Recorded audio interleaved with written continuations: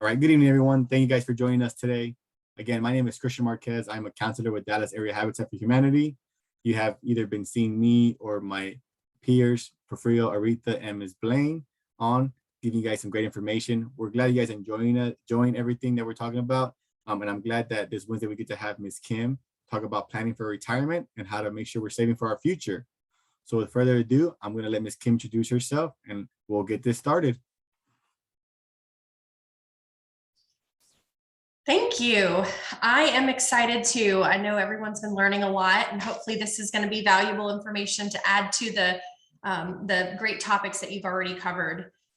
So today we're going to be talking about planning for retirement, and for some of us that might seem like a long ways off, but for others it may seem like it's coming a lot sooner. So at any rate, regardless of how much time we have until retirement, there's definitely a lot of planning that goes into place, and we want to make sure that you're thinking about what are the things I need to know as I'm planning. So I'm going to cover this is kind of my agenda. I'm going to run through today.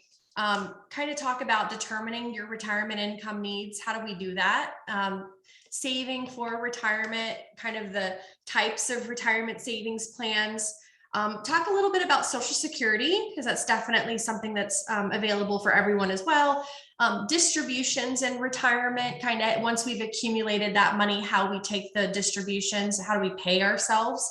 And then also something that's really important that we keep in mind as well is healthcare in retirement, and kind of how that impact will be on our savings as well. So let's get started. First, when we think about determining our retirement income needs, this is kind of a personal equation. How do we figure out how much we need to even save, or how much we're going to need when we get to retirement? And there's a lot of different factors that come into play. And the reality is that there's going to be some factors that we have complete control over. So things like I can control how much I am saving or how much I'm spending. So when I'm thinking about my budget and how I'm spending my money, I can control my own personal budget and budget out my savings amounts. I have, control over, my employment. Obviously, if I can go, I go work somewhere, my earnings or my duration, how long I'm going to be at an employer, if I'm going to change employers. Those are some things we have, control or somewhat control. And then there's things that we certainly have no control over. So we have no control over the market returns. The good news is that long-term investing, markets perform nicely. They do have positives. There are time periods of short-term volatility.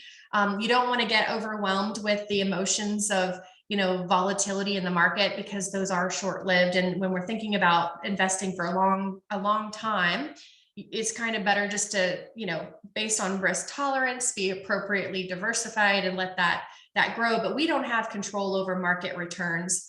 And then we don't have control over policies regarding things like taxation, savings, and benefits. So for example, if the government wanted to change how 401ks or IRAs are taxed, or their tax treatment, or if taxes go up in later years before we get to retirement, we have zero control over any of that. But it's just helpful to kind of keep in mind some certain things that and how we can kind of start planning for ourselves.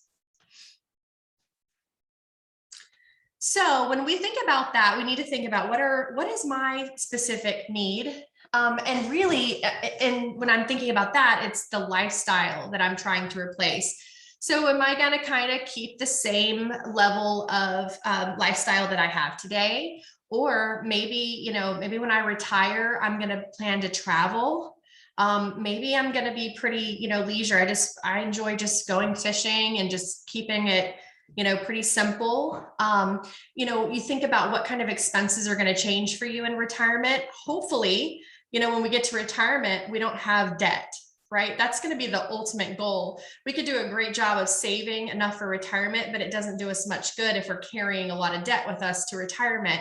So you want to think about, hopefully, we're paying off expenses, things like our homes are paid off, or car notes that we're not carrying, and credit card. You don't want to be carrying that kind of debt, but thinking about, how are my expenses going to change? Well, hopefully those are going to change. The other thing that's going to change when we retire is that amount that we budgeted for saving for retirement. Well, we no longer have to save for retirement when we get there, right?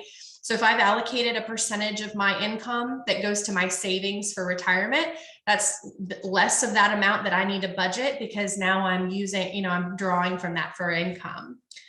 And once we kind of think about what that lifestyle is going to look like, how our expenses are going to change, and ultimately, we can kind of derive for, what's that income really going to be? How much am I going to need to sustain that? Then we kind of back into, what are my sources? Where is this going to come from? And Social Security, there's pension plans, 401k or 403b plans, or 457 plans if you work for a government entity. IRAs, personal savings, or maybe other things, like maybe I've got an inheritance, or maybe I've got some kind of assets, property, things like that, that I may also need to consider as part of my sources that could be used for retirement income. So then when we get there, we kind of take step one, if you will, how much income to replace. So first of all, I'm going to tell you that most Americans are going to need anywhere between 60 to 90% of their income replacement in retirement. So that means the amount of income that you have before you retire, we're going to want to replace about 60 to 90% of that. Now that's a broad difference, but that's because I mentioned lifestyle. Everybody's got a different lifestyle. If I want to keep things pretty much the same, if I'm going to have, lower expenses, no debt, keeping everything, just keep the lights on and be able to, put food in my pantry and, things like that, versus I want to travel, I want to do things, I want to see the world, then I'm going to need a little more. And then we have to think about, things kind of in a hierarchy of, what comes first. The first is going to be my needs. So determine the expenses first that we're going to need. Am I paying a mortgage? Hopefully not. Utilities, what's it cost to keep those lights on? Food, insurance, healthcare, and transportation. And then we kind of stack on top of that, what are my wants? So discretionary spending is going to be your wants: vacations, travel, entertainment, eating out, going shopping. Do I want the new iPhone every time it comes out? Things like that when we get into retirement discretionary spending. And then on top of that is our legacy. If we think about that, we would like to leave something for our grandchildren, if we want to, leave something to a nonprofit, there's also that component as well when we think about our personal kind of getting money in order and what our retirement looks like. The other thing we have to think about is the expectation of the age that we're going to be when we retire. So normal retirement age, typically we think about as age 65. This was the normal retirement age for Social Security. Like that was when you got your full benefits. Of course, that's changed for some of us now. But the expectation for many workers, that today would say, I plan to work till I'm 65. Now actually 67% of workers have said, I plan to work until I'm 65. There has been some folks that said, no, I plan to work later, or, maybe I'm going to continue to work part-time in retirement. That's certainly okay to consider as part of your planning. But some people think, I'd like to retire early. And so maybe my goal isn't to work to 65, maybe it's 60, maybe it's 55, whatever that looks like. Everyone's got a different goal. But what's kind of interesting about it is while 67% of people expected to continue working at least till age 65, the actual experience of retirees has been about 23% actually continue to work past 65. So that's a difference in, kind of the expectation versus what actually happened.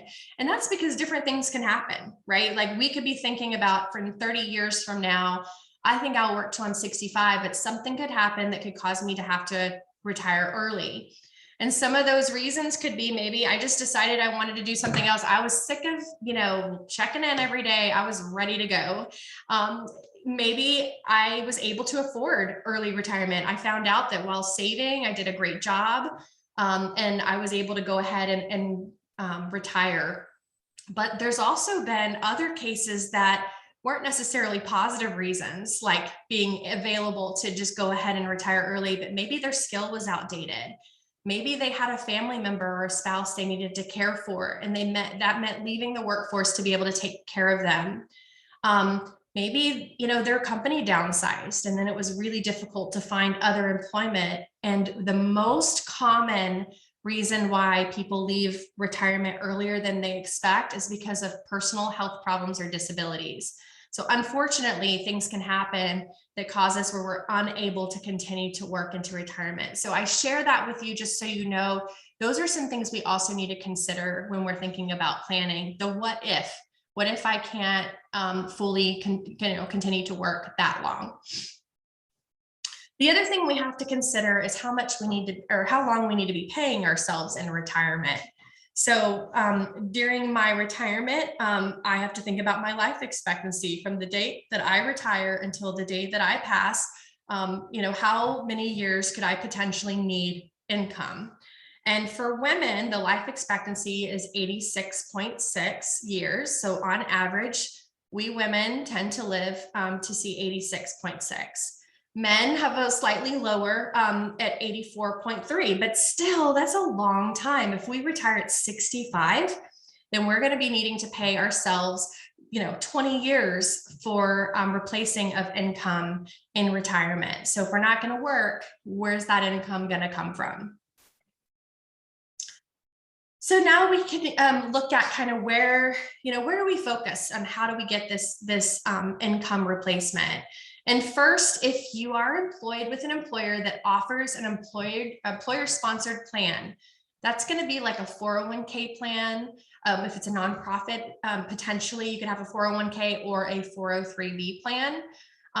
You may hear things like Roth or pre-tax. Those are both available inside a 401k or 403b plan. HSAs, health savings accounts, those are a great resource as well for retirement savings, specifically for healthcare costs. And then also 457 plans. Those could be something available to an employee of like a government entity. So that's where you want to start. Those are great opportunities for you to be able to set a pre-tax or Roth contribution from your payroll. It's kind of interesting. We've done a lot of studies to show that 80% of people, that when the money hits their check, it's going to be spent somewhere. Even though we might have good intentions of saving it, it's more than likely if it hits my paycheck, I'm going to find some way that I need to spend it. So having that kind of already deducted from your check so that you don't see it, you don't feel that need or that, have that ability to kind of go out and spend it on something else. It's a great way to save for retirement. And so I mentioned that you have that ability to kind of look at Roth or pre-tax. You can do the same thing in what's called an IRA.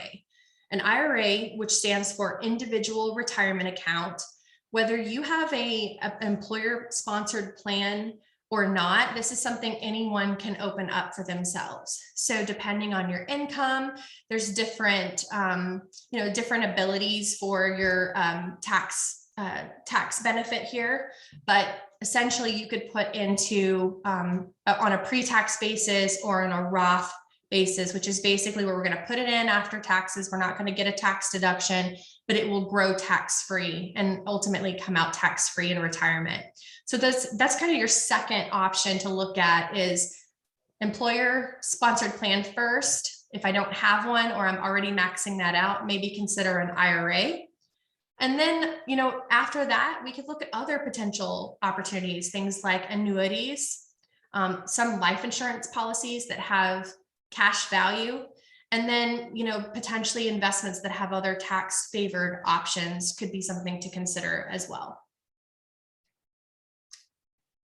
The biggest benefit to retirement saving is to start early. So the one thing that, you know, is the most powerful tool that you could have in saving for retirement is that time value of money. So the longer that we are invested, then the better we're going to do from a return perspective. And if the same amount of money goes into a plan for someone's benefit, so this one's actually showing you an assumption that we have $100 contribution per pay period on a biweekly basis. If we do that for 20 years, we'll accumulate about $106,000. If we do that for 30 years, we're going to accumulate $245,000. So you see that in just 10 years longer, we actually end up, you know, more than doubling. And if we do it for 40 years, so even young people who think, I'm in my 20s, I don't need to think about this, I've got so much time. I'm telling you, the best thing you can do for yourself is get started early, because it makes such a big difference. 40 years of saving $100 biweekly would turn into $500,000, which is incredible. So just really get started as early as possible. It's never too late, but definitely it's never too early. It's always a good thing to start early. So I wanted to show you kind of a side by side. I mentioned some of the plans that you could look at, and I want to show you kind of the differences and how they actually work. So from an employer-sponsored plan, so for example, a 401k plan or a 403b plan, these plans are only available to employees that they're sponsored by an employer. You have most plans do offer both pre-tax and Roth, but every one of these plans are going to certainly offer a pre-tax basis. You can contribute up to $20,500 actually. So 2022, it did increase. It's been $19,500 for the past couple of years, but for 2022, it's gone up.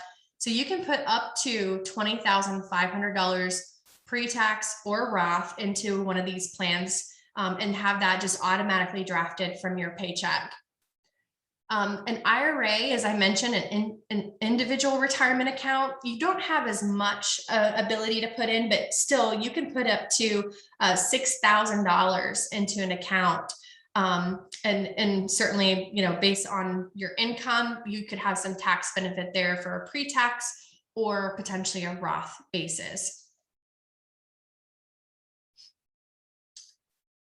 And then Social Security. So I will say that I feel like before I started working in retirement, when I first started working and seeing Social Security taxes on my paycheck, and I remembered kind of hearing about Social Security, I just thought, well, that's just what everybody gets, Social Security. And so that should be enough, right? And the reality is that Social Security was never really meant to be that sole ability to retire. It was never meant to be that sole purpose for retirement, because it's really more like what we call the three-legged stool. So this is an old analogy that retirement is, made up of three pieces. One, Social Security being that one leg of that stool. The second, a retirement plan savings through your employer. And then the third being our own personal assets and savings outside of that. And so really for us to have a solid foundation of retirement savings, we really need to have all three components, and missing any of these pieces, of course, just like a stool that has three legs and one of them is not there or broken, it's not going to be stable. It's not going to hold you up.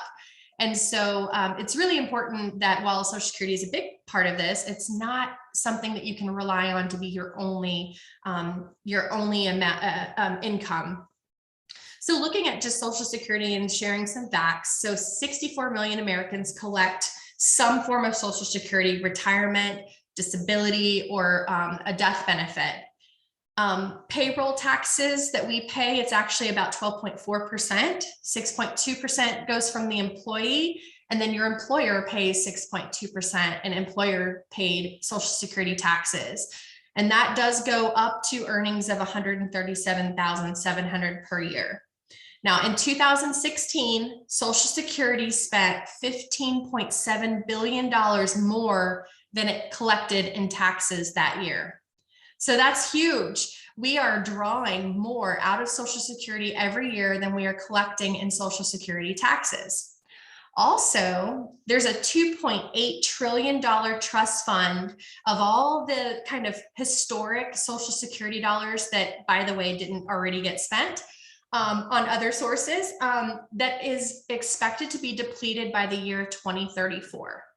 So I don't know about you, but I do plan, I'm going to be retiring after the year 2035. Or 2034. So I'm a little nervous, like, is there going to be anything left for me? That should be something we all are concerned about. But if it's not replaced, the senior benefit could be cut as much as 21%. So, the average check that people collect today is not going to be enough in retirement. So if we cut that by another 21%, I think that makes it impossible for this to be your only income. Now, we still will have some sort of Social Security. We just can't rely on this to be everything. So that's why it's so important that we're considering doing part of this for ourselves. So full retirement age to be able to collect from Social Security, it's actually has changed a little bit. I mentioned 65 used to be the full retirement age. So now, to collect full retirement benefits from Social Security, if you were born in 1943 to 1954, then 66 is the age that you would need to be able to get that full benefit. And then you'll see it kind of tapers down, where you have kind of draw that carrot out, if you will, from 1955, 56, 57, all the way to 59, up until 1960 or later. Then full retirement age for you is 67. So, I think it's possible that we'll continue to see that carrot drag out, where we're going to have to wait longer to get full retirement benefits. But as of today, this is what it looks like. And so for most people, you're going to probably have to wait till you're 67 to be able to get full retirement benefits from Social Security. Now, the other thing, full retirement age I mentioned is age 67. That's to get 100% of the benefit. So if you actually go to socialsecurity.gov, you can log on and actually it'll pull up your records and it'll tell you a projection based on your income and kind of how the taxes you've been paying. It'll project out what it expects your income to be. So I do encourage you to find that out. But that's going to be based on full retirement, 100% of the benefit. Now, you could get less of that if you were to retire, say, anytime between the age of 62 and 67. So if you were part of those folks, like I said, in that example where, I had to leave working earlier than expected, then they may have had to go ahead and start drawing Social Security earlier than that full retirement age. And so basically the benefit that you get from Social Security, it actually ends up being about 6% less per year on that benefit. However, if you don't need that income at 67 and you want to delay it a few years to age 70, you can actually get more. It ends up being 124% of the benefit. And I'm sorry, the early is 70% of the benefit. It equates to -6% average return a year. If we delay it to 70, we get a higher benefit, but that's 3 years less that we can receive it in income. So you personally, depending on where you're at, you may need to take a smaller benefit to retire earlier, or if you can delay it, then you could potentially get more. So it's funny, we always kind of talk about like, what's the future look like? How are we going to fix Social Security? There's a lot of different things that we could do. The government could say, hey, let's allow individuals to invest some of their current Social Security taxes in personal retirement accounts, or let's raise the current payroll tax or raise the current ceiling of wages. There's a lot of things that could happen, but ultimately some of the things they could do, as we mentioned, is they could reduce the future benefits, especially for people who are more wealthy, maybe only provide this based on an income scale, or they could change the benefit formula. So that's used to calculate benefits. So it ends up being lower for folks, or maybe changing how the annual cost of living adjustments happen. So there's a lot of things that could happen, but I cannot see this potentially being, the opposite direction where it's going to be a better benefit for us, right? So just, you want to keep in mind that this is definitely there for you. You're paying into this, but it's not necessarily meant to be your sole retirement vehicle. So I'll talk to you about kind of what our savings looks like. And there's two different periods of, when we're thinking about building up that nest egg, and then when we start taking distributions. And so, one of the things is the accumulation period. We start growing those assets over time, investing them and growing them. And then there comes a period when we actually need to start drawing from this account to pay ourselves in retirement. And that's known as the distribution period. And, there's different ways that we could do this. Number one, you could just have it in an account, and as you need the money, draw from that account. Or you could, kind of set yourself up. Well, I know what my budget is in retirement. I'm going to take that money out each month from that retirement, and then hope that, that drawdown, I don't run out of money before then. Another thing you can do is you could potentially insure it or partially insure it, where you take that lump sum and you basically put it into an annuity product that can give you a guarantee rate of return or guarantee income that won't, it'll guarantee that it won't run out because of that insurance. So there's some different ways we can do that, but ultimately there's this period of time of accumulation and then the distribution period, which is the part that we're planning for. So if I'm trying to withdraw this money and not run out, I have to kind of think about how long I need to be able to have this drawdown. So again, if I could be potentially living, 30 years in retirement, I want to try not to run out of money before 30 years. And so this is actually showing some projections based on market performance of a portfolio, what we would call 40-60. 40-60 basically means that about 40% of our portfolio is invested in stocks and 60% is in bonds and cash. So in a portfolio like that, it gives us a balance that we can still get a little bit of growth, but it's not so aggressive that that we're subject to a lot of volatility. This is looking at a balance of $1 million. So maybe I've accumulated that, but it really doesn't matter how much I've saved up. The number that we really want to focus on is the percentage of that amount that I can withdraw every year and then not run out. So in the chart on the left, it actually shows that 3 scenarios. So each of these lines represent different scenarios. If I were to draw down 6% a year, how long would that money last before I went to zero? And the projection comes out that it will probably get me to about 23 years. But if I change it to 5%, so I'm going to take 5% a year of my balance, and I'm going to draw that down, then I can make that last 30 years.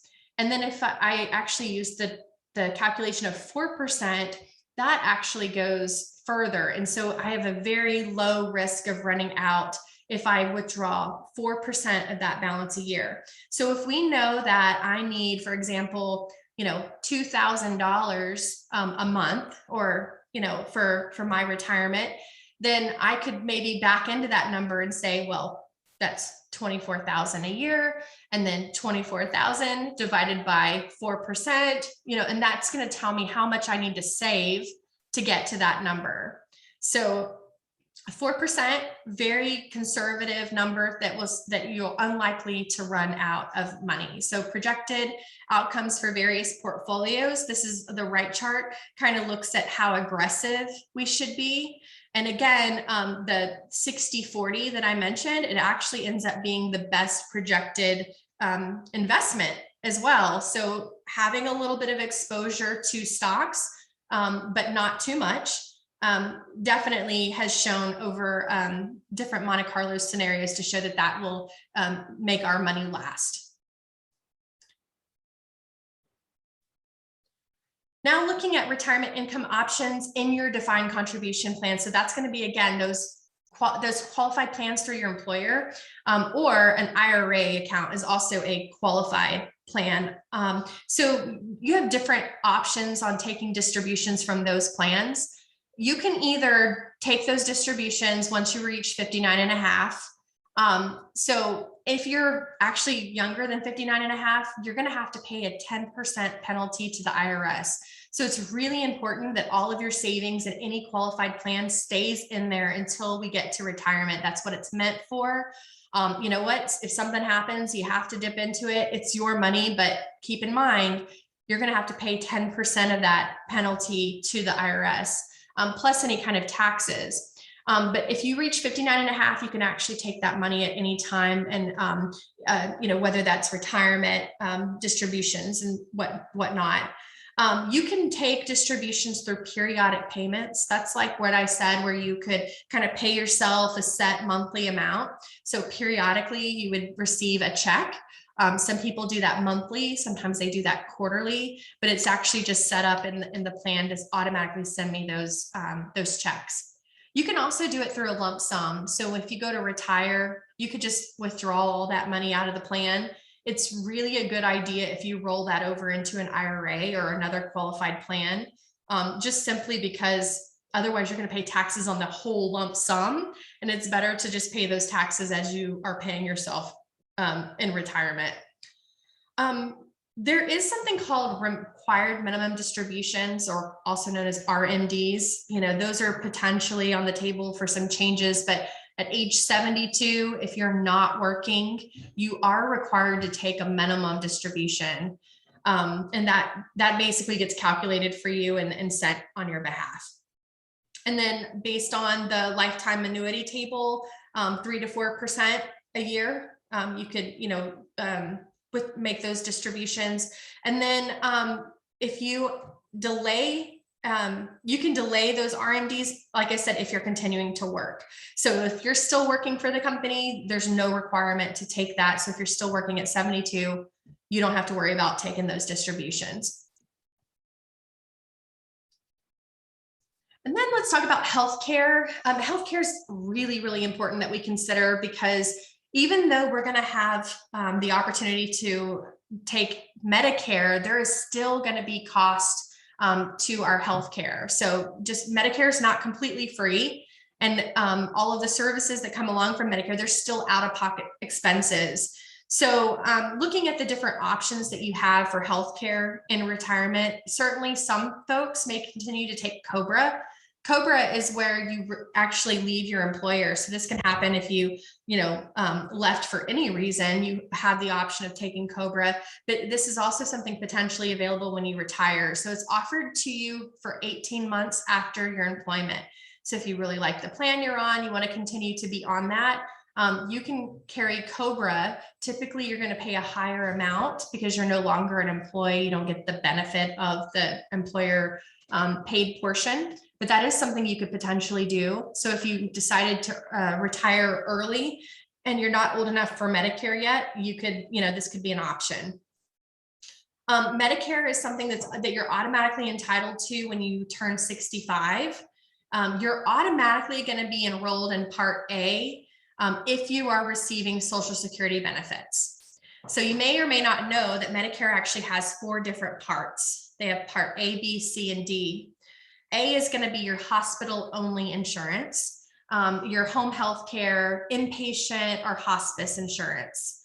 And then Part B, that's going to be like your office visits. So when I go to the doctor, or if I need to get labs or x-rays, physical therapy, that's going to be covered under Part B. Part C is what we call Medicare Advantage. Medicare Advantage is typically available to most participants that are within a, like a major city. So the Dallas-Fort Worth area, or, other major cities are going to have access. If you're in a rural area, sometimes they're less available, but basically it's kind of like, it's a Medicare plan that is sponsored through another company like a Aetna or United Healthcare, or other types of options. And those plans can have less out-of-pocket costs. Some of them have more attractive benefits on prescriptions. So it's kind of like entering the marketplace for different types of health insurance. It's Medicare sponsored. So that's another part of Medicare. And then Part D is your prescription drug plans. So that Part C I talked about, the Medicare Advantage, it could potentially encompass all of your A, B, and D. Or you could just have a plan that just covers, office visits. Just depends on what you choose. But there's actually 4 separate parts and of Medicare, and you have to actually sign up for B, C, or D.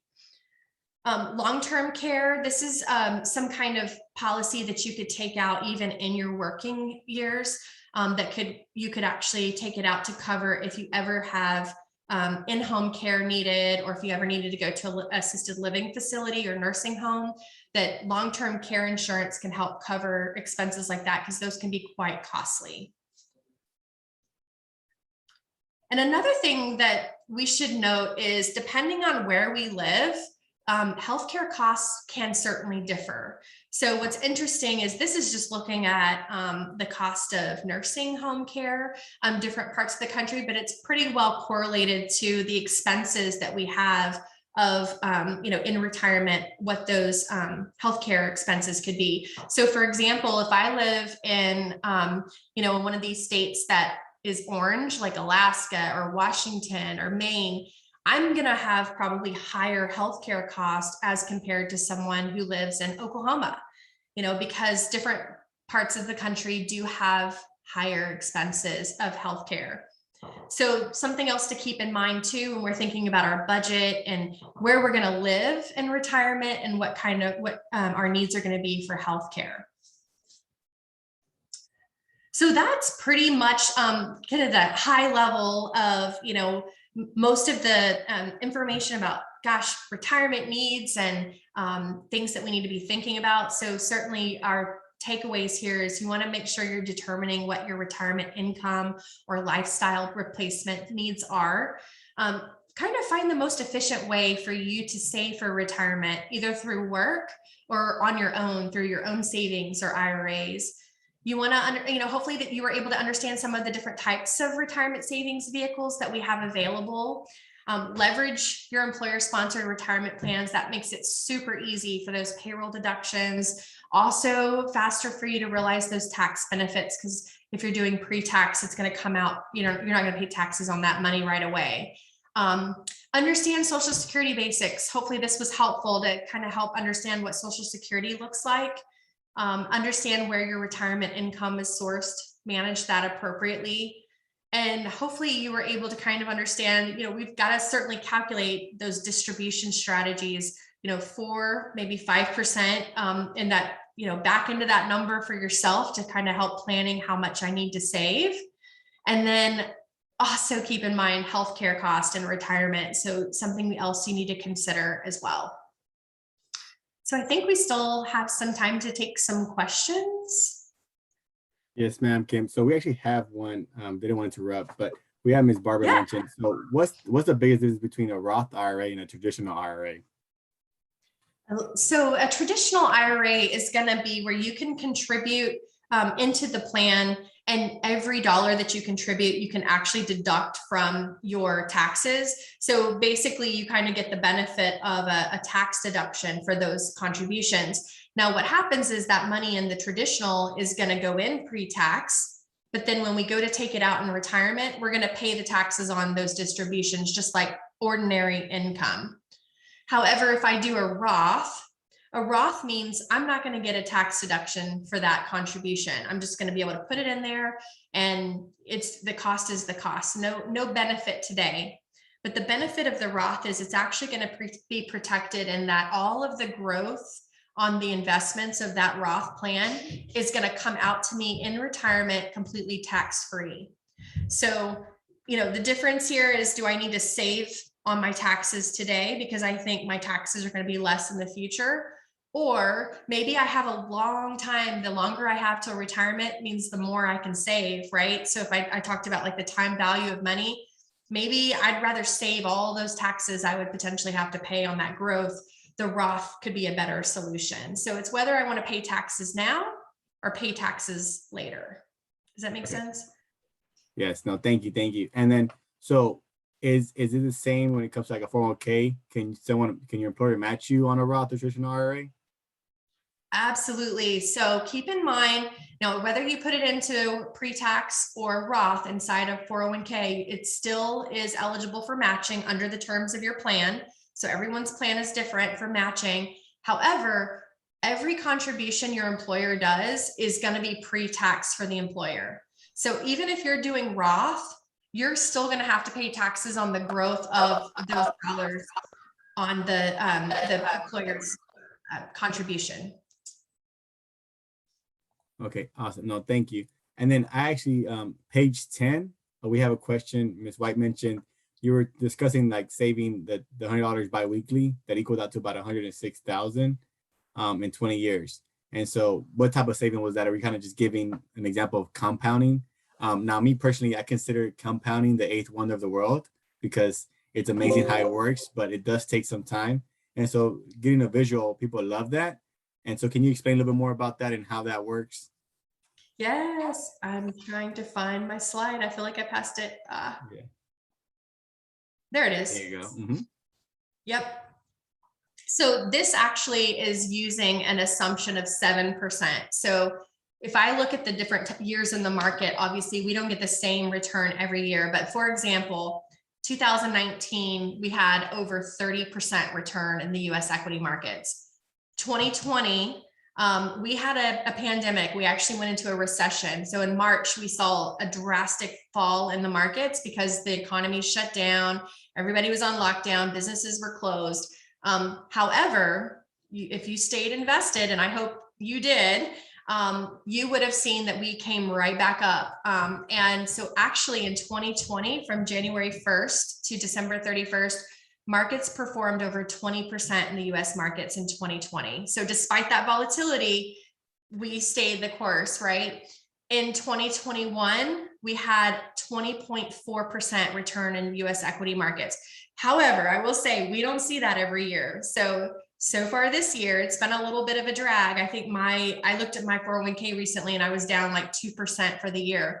So we're going to have those ups and downs. And what we hope for is that, over the period of time, we want to get an average, around 7%. So this is actually saying that on average 7% a year, that this is kind of what that compounding, but that's a good point. It's one of those things where it's like a snowball. The longer it's invested, the faster it grows, the more that it grows. Yeah, no, thank you. Definitely thank you for explaining that. And then we were talking about distributions and how depending on the age, if you withdraw or you decided to withdraw earlier, you get a lower amount. And so someone had a question about if you retire early and receive less, do you receive the full amount once you get to your actual age, or you keep what you've been receiving? Yeah, that's a great question. So when we start taking distributions from Social Security, you lock that number in, and that's the number you get for the rest of your life. So if you take it early and you have to take it at a lesser value, then that's the amount you're going to get for indefinitely. It doesn't bump up when we get to that next age.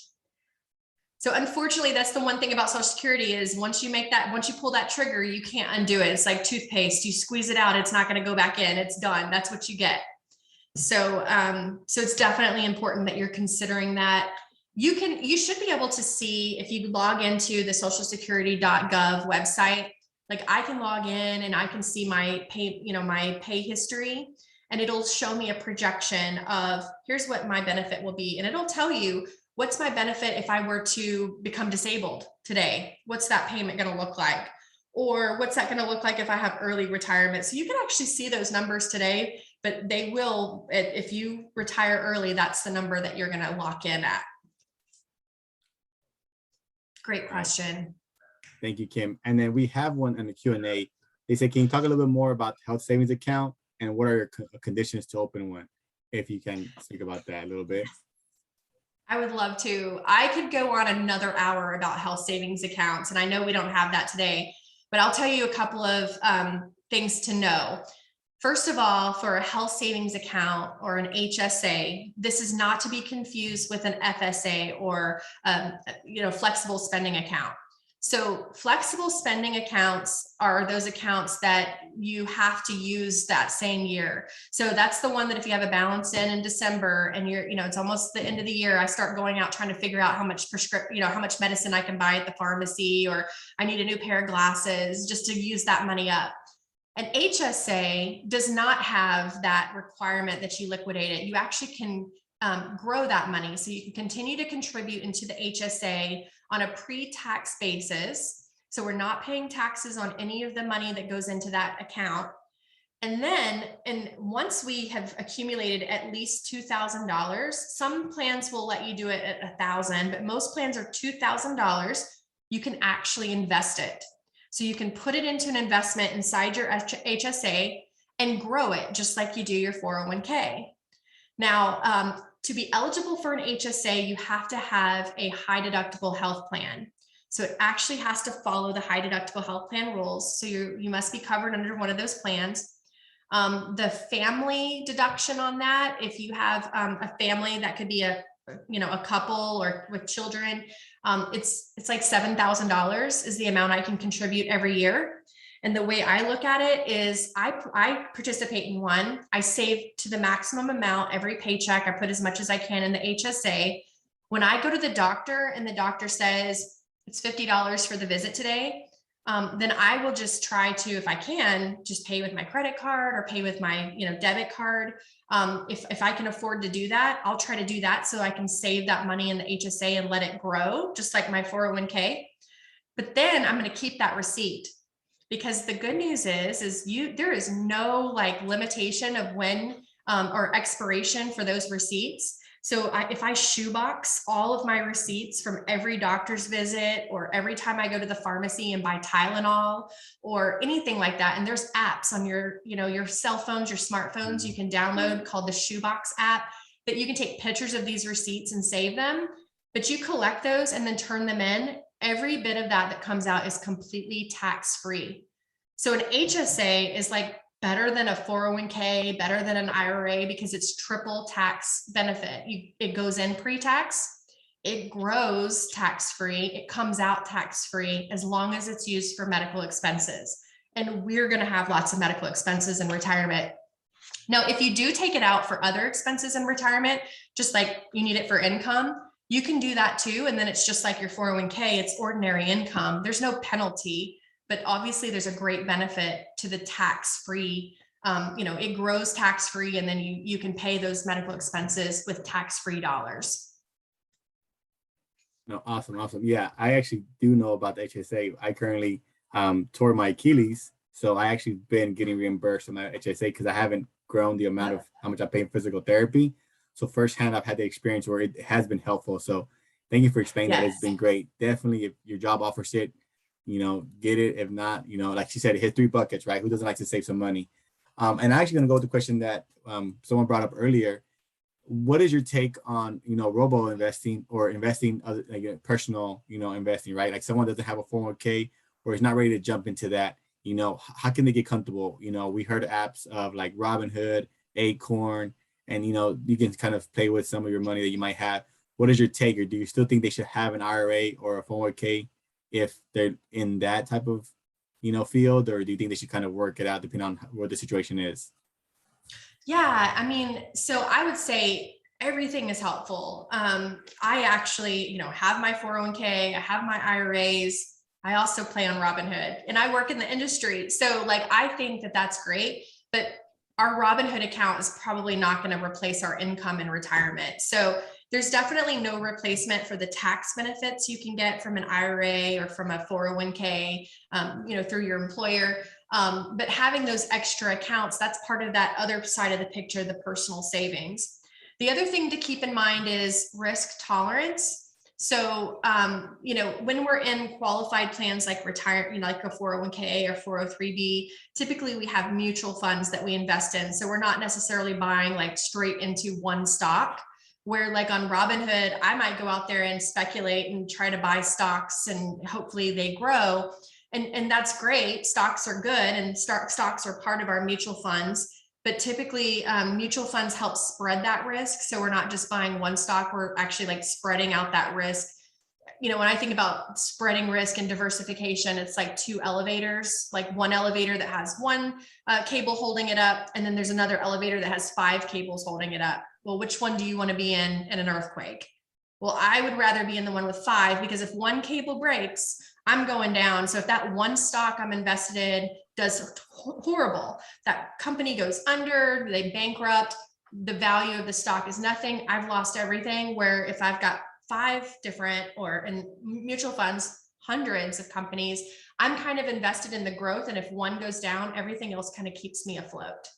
So it's definitely good to think about, the investment vehicles and how, they kind of help manage that risk for me.